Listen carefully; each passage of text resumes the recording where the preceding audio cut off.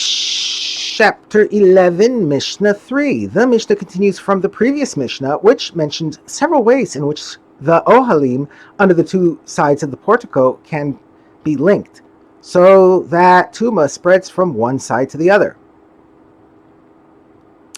If a thick woolen garment or a thick beam is beneath the gap in the roof, they do not act as Ohalim to spread Tuma from one side of the portico to the other unless they are tefach above the ground.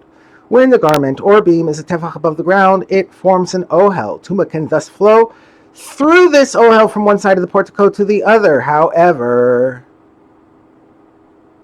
the bottom of the garment or beam must be a tefach from the ground, because the tefach height of an ohel is measured from the bottom of its roof rather than from the top.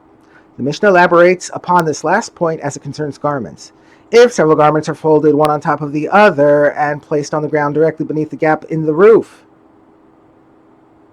they do not cause the tuma to spread from one side of the portico to the other unless the underside of the highest garment is a tefach above the ground.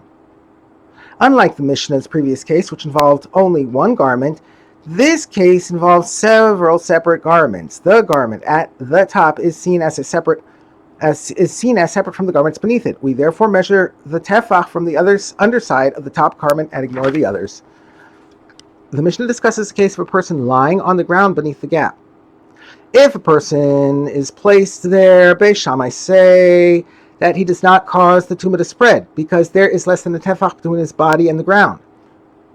But Beis Hillel say that the person is considered hollow, and so the upper side of his body causes the tumah to spread. According to Beis Hillel, a person's body is like a hollow object that is filled with organs, with the top part of the body forming a roof over the organs beneath it. Since this roof is entirely a tefach above the ground, his body is considered an ohel.